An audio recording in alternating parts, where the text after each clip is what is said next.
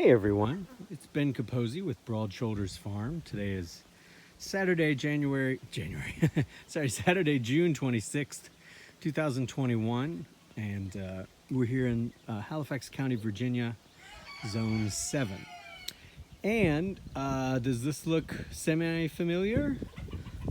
This is the future winter quarters and pumpkin patch. And it looks very different now from the last time you saw it, and not in a good way.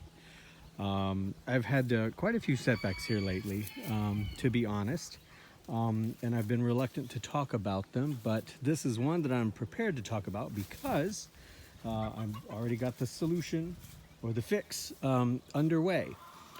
And that involved Amie bringing back her goats. I have different goats this time. They're all females, so I think that makes them does. Joy Joy is back though. Joy Joy was here last time. But Amie has loaned me, Amie with Franchesca's Dawn, which is a great farm here in Halifax. Hi, baby. Has loaned me these four gals. And as you can see, everything just got completely overgrown all over again. I wasn't able to jump on this the way I needed to and capitalize on it. Excuse me, burn it off and take a chainsaw to these trees and bring them down. And so that sucks. No two ways about it. But I'm just really lucky that Amie was like, no problem. So she brought them right back. And while this area got grown up, I did give this milkweed a chance to reestablish itself. And of course the honeybees and bumblebees and just local pollinator bees are going crazy for all this, which is great. I will collect this seed if I can, if the goats don't eat it all the way down, or if they do, I'll get some additional milkweed seed and plant it, because I've definitely got places elsewhere on the farm to plant it. Hi, Joy. But Amie and I discussed this. The goats have been here just about maybe 24 hours. It's Saturday. Amie brought them in on Friday around noon, and we chatted for a while, and then we got them loaded into here, and it's 2 o'clock now. So this is about 24 hours worth of work that they've done, and you can see they're already starting to tromp down some of the grass. They're definitely adding plenty of fertility. I think as soon as they got in here, the first thing one of them did was take a gigantic whiz. Man, if you're ever curious about whether or not you should plant milkweed, if you want to support pollinators, the answer is yes, yes, yes. Man, look at all that. That's crazy. So Amie and I discussed, and we're hopeful that the girls, these four girls, can take care of all this in about 3 weeks. We'll see. Last time they did it all in 2 weeks.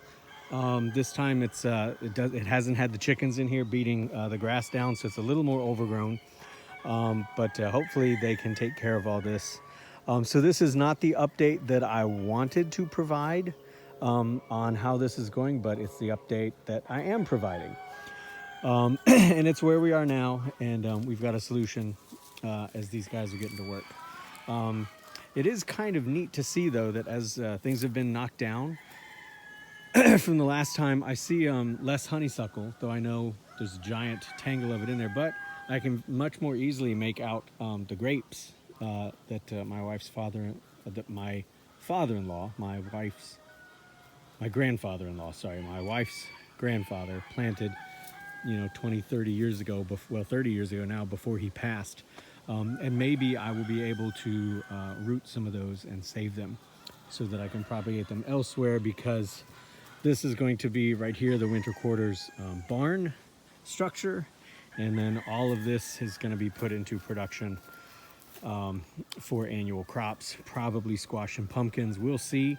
We just passed the solstice, so the days are getting shorter incrementally, but they're still getting shorter. We have 123 days until our typical first frost on October 27th.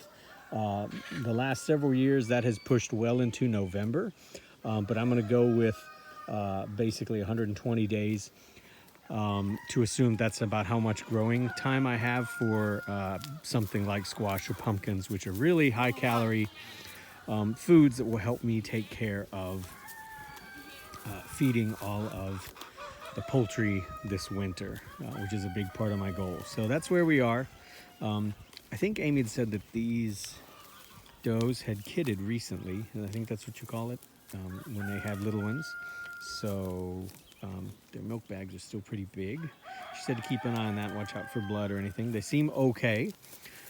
They've got water. Amie said don't even worry about feed. They've got mineral, but this is plenty for them to eat. And it's also kind of interesting to see their first bite seems to be the grass. I've also noticed, I mean, they've definitely stripped down some milkweed. You can still see it bleeding there from where they've taken off the leaves. Somewhere over here I also noticed lamb's quarters. Yeah, apparently that's pretty tasty because that was another kind of first bite for them. They don't seem terribly interested in this over here, which I think my father-in-law always called it stickweed. I'd have to look in my notes again and see what this actually is, but it pops up over here quite often. But the goats are doing a great job of trampling it down, and I'm most excited. One of the things, hi Joy, hi. Amie said these were some of her friendliest girls. Hi baby. One thing that I am most excited about happening here is that clearing this out will cut down on our predator pressure. I've lost, maybe I'll talk about this in another video, but I've lost about 20 birds in the last month or so from various unaccounted for predator attacks. And the bantam run here has been getting hit mercilessly. I've lost so many of my little friends in there. We've taken some steps to change things up, and we're 3 nights in a row now with no losses, so fingers crossed for that. But I am sure that having a giant stand of stuff like this to hide in is certainly an attractive nuisance and a great hiding place for whatever predators may be coming for my little ones. So getting this cleared out is another big part of hopefully getting back to the days when we really hardly had any predator attacks for a long time, especially with Ellis, our farm dog, being here. But that's where we are right now. I'll keep you updated. So this is 24 hours after the goats re-edition. And I'll check in again with you guys if you can see more pictures of how they're doing. Looks like a gal back there is working on some amaranth. Maybe some dock. Anyhow, you can follow the farm at Broad Shoulders Farm on Facebook and Instagram. And I will talk to you later. I hope wherever you are, whatever you're doing, you all are happy, healthy, and safe. Talk to you later. Bye-bye.